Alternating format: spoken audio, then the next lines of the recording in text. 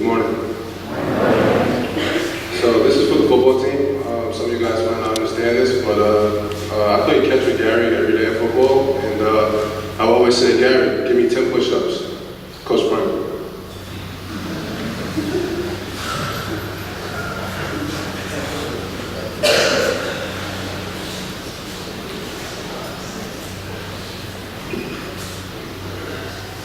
My name is Gary Simons, not Simmons. Gary Simmons, Simons.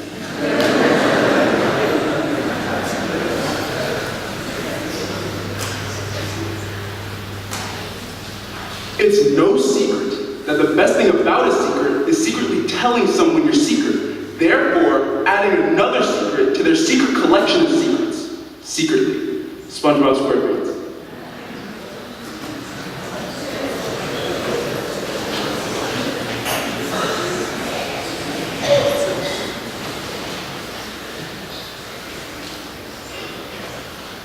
Good morning.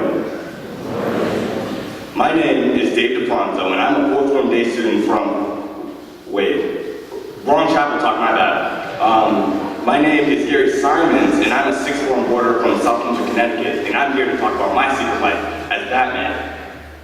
Oops, not supposed to say that. Well, I guess I should say some meaningful cliche that you already knew, but I don't really feel like it. It's done too much, and I'm sure you're all tired of it, but it does bring up a good point. Conformity. Do you know why you chose to sit where you sat today? First, let's get a few definitions out the way. When I say the word conformity, I'm referring to a change in belief or behavior to fit in with a group. And when I say the word norm, I'm talking about something that is usual, typical, or standard. Now that you're all caught up, we can get started. In my AP psychology class, I found myself fascinated by our unit on social psychology. The world morphed as if I had taken the red pill from the Matrix. I found it amazing how we interact with each other. Psychology is everywhere. For example, public figures will conform to the environment they're in so that they can be well-liked. People trying to impress an admissions committee will conform to the culture of suit and tie and complex diction. When we say a pledge or sing a country's national anthem, that's conformity.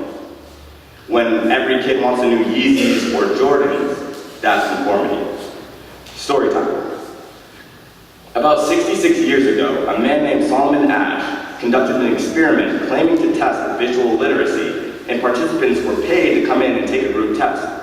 Sound familiar? What volunteers didn't know was that the group they were taking the test with were all conspirators of Solomon Asch, giving wrong answers intentionally.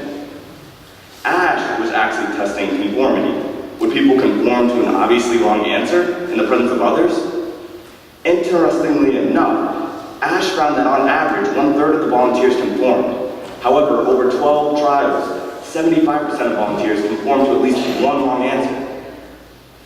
The reason I bring up that story is because I made a few promises last week in an email to the community saying that I would share the results of a cognitive ability test participants took.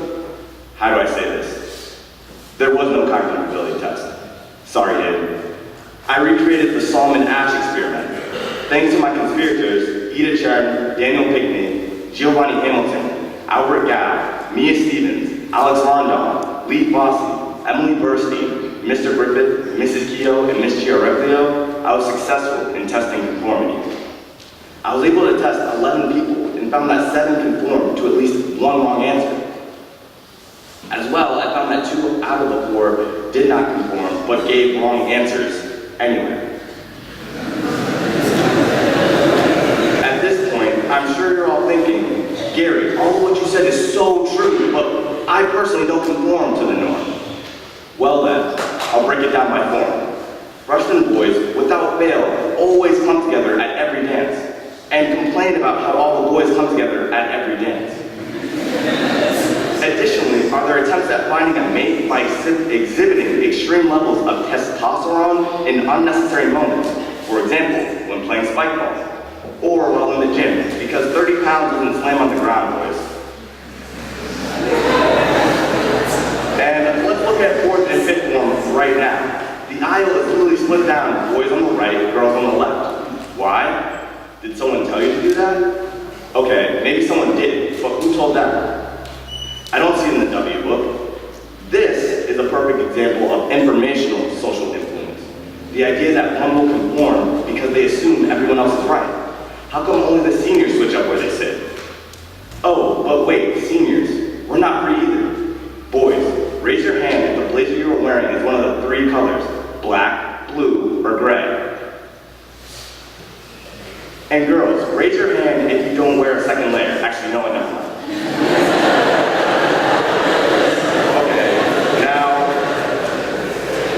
Okay, now why is that? Because it looks good? Sure, we're all wonderful looking individuals, but is there somewhat a fear that if we went outside this color scheme, or chose to wear a second layer, that people would judge us or we would stand out? This is called normative social influence, conforming because we want to fit in. This chapel talk, however, isn't arguing conformity is a bad thing or a good thing. I only want to shine light on our actions, our daily choices. You can take advantage of conformity. The idea of paying it forward does this. When you do something like grabbing the plate for the person behind you in the cafeteria, that can cause a domino effect of others giving a plate to the next. We strengthen our school pride when we wear black and gold at our sporting events. I think we can all benefit from being a bit more reflective about our behaviors and our interactions with the people around us. I just find all of this interesting. I am by no means trying to preach as if I'm a perfect specimen. I was just sitting in psychology class and realized how much I conform unconsciously. Was I wearing that blue blazer because I liked it or because everyone else was wearing it? That's what bothered me, being unaware of my decision. The issue wasn't that I was conforming or not, but that I did not know. Because once you know what and why you are doing this, you can then control your actions. What's crazy is how it only takes one person to break the mold, to inspire the masses to act. We can all personally attest to the fact that it feels so easy to conform to the answer everyone else is giving. But think of the impact that your variance will have. When I asked the kitchen staff about conformity in our school, they said, if someone isn't familiar with a meal, they won't try it. But when someone decides to give it a go, the rest of the community will happily put it on their plate. One person. It's that simple. Each of us can be the person who stands out from the crowd and sits on the other side of the aisle, the one who leads and others follow. Look at Adrian. He encourages us to live, love, and laugh, and turn off our cell phones at assembly, and people follow.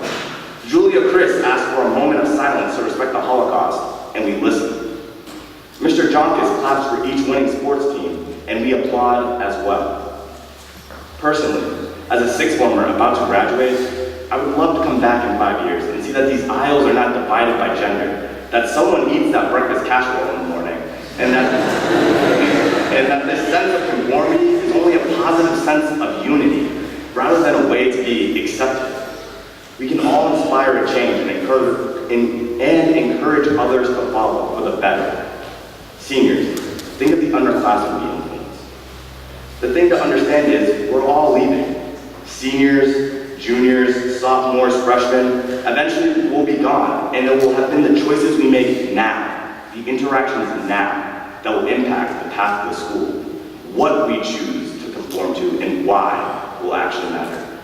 So I ask again, do you know why you chose to sit where you sat today? Thank you.